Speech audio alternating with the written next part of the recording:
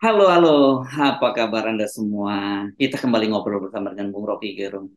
Tetap saja saya pengennya sekali-kali dengan Bung Rocky Gerung itu ngobrolnya nggak bawa kabar bagus gitu ya. Good news from Indonesia gitu. Tapi ternyata selalu bad news from Indonesia. Bahkan bukan worst news from Indonesia. Gitu ya. Getting worse gitu ya Bung Rocky ya. Ya, getting worse.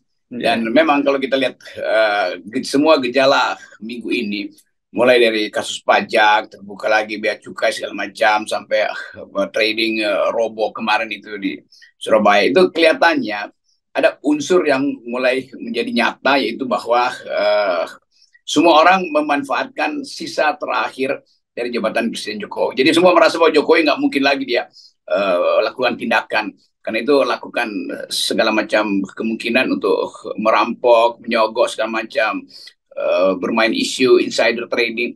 Jadi satu gejala yang kita tahu bahwa ketika elite itu menjadi rakus, itu artinya kekuasaan udah mau ambruk tuh. Dan ukuran-ukuran itu ada di awal reformasi juga. Sebelum reformasi terjadi juga hal-hal yang sama berlangsung. Lalu mulai terlihat bagaimana global financial market mempermainkan uh, pasar uang Indonesia tuh. Jadi mungkin dua orang di Singapura orang ngintai-ngintai para para spekulan Indonesia, dia kunci tiba-tiba langsung berantakan tuh bisnis-bisnis yang berbasis pada kasino ekonomi, atau kita sebut kasino capitalism, karena di dalamnya kan gambling semua tuh.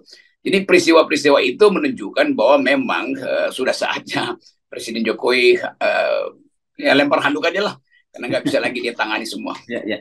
Dan sebenarnya kita bahas juga begitu kan kemarin bahwa sekarang ini ya, Pak Jokowi itu sudah mulai ditinggalkan oleh partai-partai pendukungnya, partai-partai yang tadinya pun masih mencoba siksak itu udah mulai menunjukkan sikapnya. Tapi yang paling menarik tentu saja yang sebenarnya udah diungkap 2 hari lalu itu Pak Mahfud MD menyebut bahwa soal penundaan pemilu itu Ibu Megawati marah betul sampai menelpon Pak Pak Pak Mahfud MD gitu ya. Tapi saya pun bisa menduga kalau pasti kalau Ibu Megawati bukan hanya Pak Mahfud, paling Pak Jokowi juga pasti ditelepon juga itu oleh Ibu Mega gitu.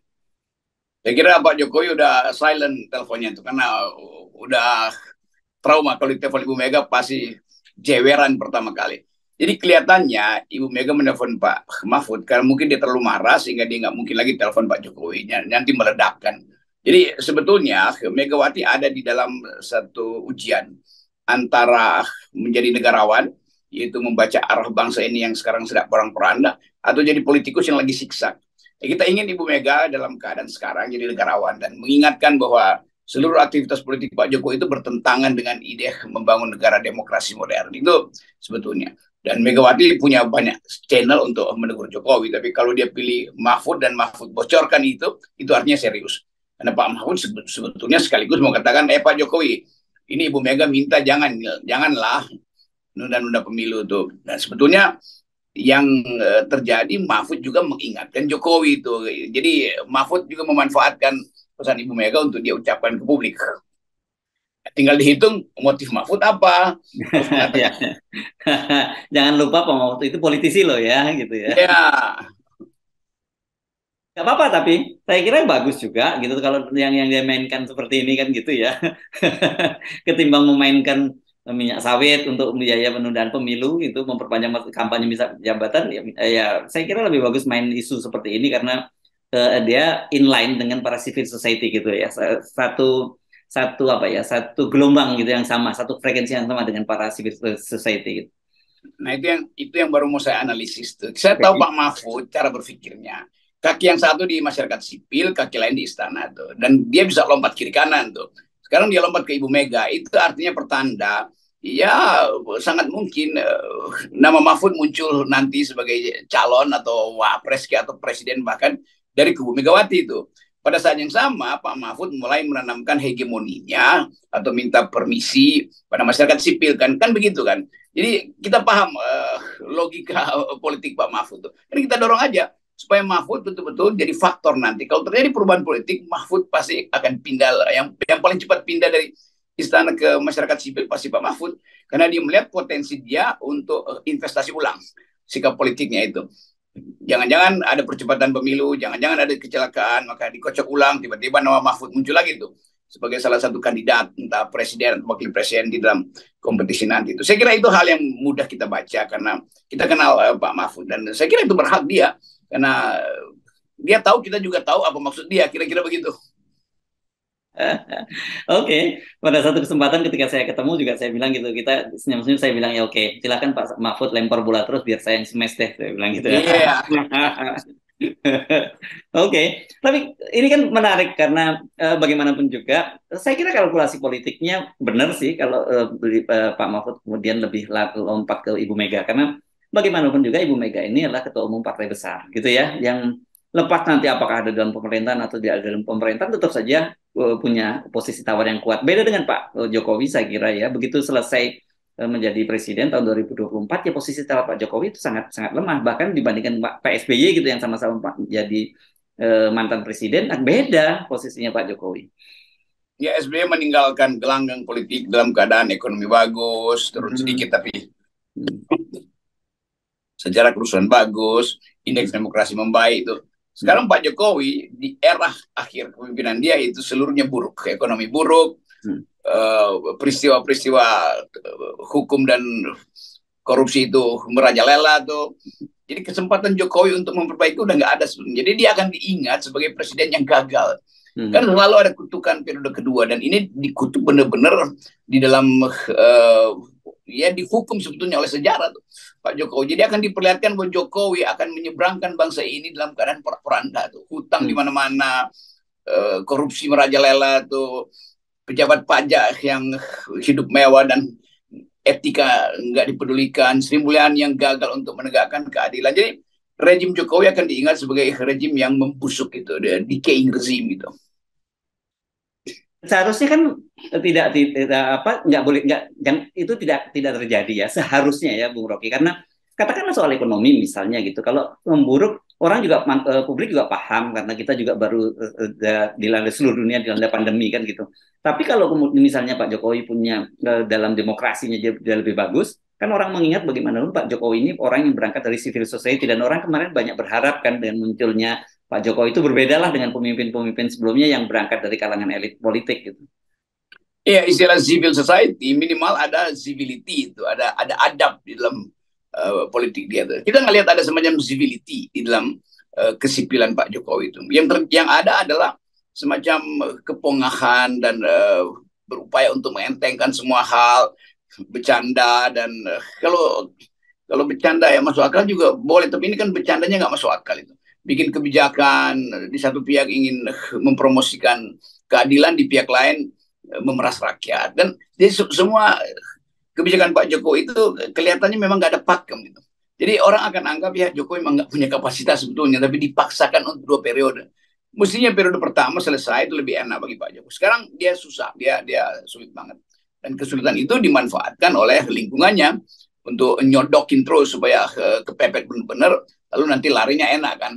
Jadi permainan politik elit itu sekarang udah sampai pada tingkat untuk yang pelan-pelan meninggalkan Jokowi. Dan Jokowi kelihatannya nggak juga bahwa dia udah mulai ditinggalkan. Dia promosi terus IKN, dikasih bonus 190 tahun, boleh tinggal ke perpanjangan segala macam, itu juga nggak ada gunanya tuh. Karena orang akan lihat bahwa Indonesia itu di rejim Jokowi gagal menegakkan hukum, terutama dalam soal perpajakan misalnya. Jadi kita mesti katakan bahwa udah Pak Jokowi udah selesai itu.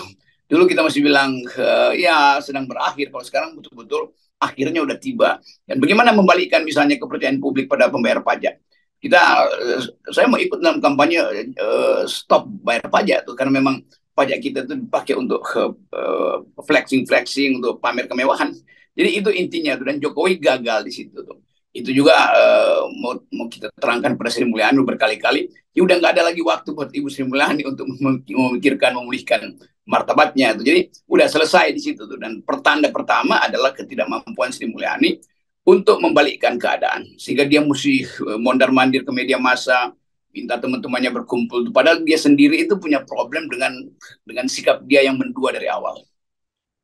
Ya, dan ini sebenarnya ya kalau kita lihat apa ya situasi sekarang ini sudah tidak ada lagi sebenarnya yang bisa dipertahankan oleh Pak Jokowi. Kenapa? Karena Satu, dari sisi partai politik, dukungan-dukungan dia udah melemah. Kedua, dari kondisinya itu betul-betul terjadi seperti apa ya? Tiba-tiba saja muncul semua gitu kasus-kasus di Kementerian Keuangan ini. Kan ini sebenarnya core-nya dari pemerintahan Presiden Jokowi itu kan sebenarnya di Kementerian Keuangan itu ya. Dan tiba-tiba ternyata di sana kita melihat ada persoalan di pajak, di bea cukai, di kalangan pejabat tingginya. Dan Pak Mahfud itu di satu sisi tentu saja mungkin ini bisa menaikkan citra pemerintahan, oh serius menangani soal soal korupsi. Tapi di satu sisi orang juga melihat ini semakin membusukkan pemerintahan gitu. Kalau ada 300 triliun uang uang yang beredar dan tidak jelas itu semacam uang haram lah yang beredar di Kementerian Keuangan. Memang sejarah itu selalu tiba melalui faktor picu itu kan, kita sering terangkan bahwa tiba-tiba ada peristiwa yang out of the blue masuk di dalam keadaan hari ini lalu jadi viral. Itu penganiayaan seorang anak muda pada anak muda yang lain. Itu sama seperti kita nggak pernah bayangkan bahwa Perang Dunia Pertama itu akan dipicu oleh terbunuhnya Pangeran Ferdinand dalam satu aksi yang sebetulnya kriminal lalu jadi politis. Ya. Jadi selalu ada faktor X yang nggak bisa kita hitung. Tetapi faktor X itu pasti muncul karena sunatullah, karena hukum sosiologi. Dalam keadaan tertentu dia memang laten, sekarang dia manifest. Maka mulai terbongkar satu-satu. Tiba-tiba Sri Mulyani panik, tiba-tiba Mahfud MD jadi semacam whistleblower untuk kasus-kasus yang mega korupsi itu tuh. Jadi sekali lagi udah ada semacam kepastian bahwa Jokowi nggak mungkin lagi bisa tangani hal semacam ini, apalagi Sri Mulyani itu. Kan ini terbuka semua tuh, bahkan jam tangan seseorang yang harganya 400 juta itu dari mana ceritanya tuh. Semua fasilitas rumah anak-anaknya disorot semua tuh. Bagaimana hentikan pameran kekayaan itu kan tiba-tiba semua orang tahu tuh. Jadi sebetulnya nggak ada lagi rem moral pada Presiden Jokowi. Dulu mungkin orang berharap hal-hal semacam itu hanya dilakukan oleh media massa gitu. Tapi sekarang ini kan semua yang namanya kita sebut sebagai citizen journalism itu kan sebenarnya everybody is journalist sekarang itu ya tanpa sadar begitu. Dan everybody is publisher karena dia langsung bisa menjadi wartawan dan mempublikasikannya sendiri gitu. Everybody is editor itu, jadi dia ngedit aja semua, jadi cerita bagus langsung kan. Iya, iya. Dan narasi itu yang sebetulnya kita akan tunggu, bakal ada narasi lebih panjang lagi tuh. Nah, sumbangan dari Pak Mahfud untuk membocorkan cicilan ini penting sekali itu. Dan orang akan tagih terus, Pak Mahfud lagi dong, kira-kira begitu.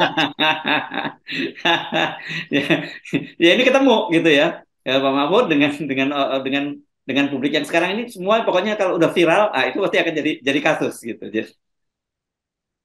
Nah, kita bayangkan Pak Jokowi aja nggak ngerti ini apa yang terjadi itu. Dia bingung juga nih, kok Pak Mahfud tahu ya, dia belum. Kan nggak mungkin akses ini juga ada pada Jokowi itu. Jadi Mahfud mengerti ini akses nggak ada pada Jokowi, maka dia jadi eksklusif sebagai pengetahuan Pak Mahfud yang mungkin sejak setahun lalu dia udah cicil tuh pengetahuan dia dan ada momentum. Maka dia masuk dalam momentum itu. Nah, kalau kita teruskan momentum itu, mestinya Mahfud mundur lalu pimpin gerakan rakyat. Kan itu intinya sebetulnya kan, karena dia tahu banyak kok. Ya. Who knows, Bung Rocky? Kita tidak tahu dalam situasi seperti sekarang ini ya, semuanya bisa terjadi tanpa kita duga kan. Betul itu yang memicu orang untuk melihat dari hari ke hari keretakan di istana itu bisa membuat kapal itu tenggelam sebelum pemilu sebetulnya tuh. Jadi jangankan menunggu penundaan itu bisa tiba-tiba tenggelam karena internasional juga baca segala macam permainan rekayasa finansial di semua perusahaan Indonesia, BUMN. Nanti juga BUMN akan dibongkar tuh, bahwa BUMN juga sebetulnya lebih parah lagi keadaannya tuh. Dan juga tangan-tangan politik yang ada di BUMN itu pasti kebuka semua tuh. Karena nggak ada orang yang mampu untuk menyembunyikan lagi kalau sesuatu udah retaknya terlalu besar, terlalu lebar. Yes, oke. Saya kira ini kita tinggal menunggu ya. Sebenarnya kalau kita sebut panen ya nggak tepat juga ya, Bu Rocky. Tapi yang boleh ini seperti kayak tiba-tiba semua muncul gitu ya. Panen bencana lah saya kira. Bencananya bencana yang diciptakan sendiri oleh manusia gitu. Bukan musibah seperti yang dikatakan oleh Bu Sri Mulyani. Ini beda ini ya. Saya kira ini bencana buat bangsa, tapi juga sekaligus bencana buat rezim. Ya, ini kita panen bencana sebelumnya, dan kita nggak ingin jadi bagian dari bencana itu. Ya. Karena yang panen adalah mereka yang menanam, kan begitu. Ya. Siapa yang menabur dan dia menuai badai gitu sekarang ya. Yes. Yes, oke, baik. Terima kasih Bu Robi. Tetap 0% ya. Nah, ini kita panen 0% aja nanti. Oke, thank you. Yes.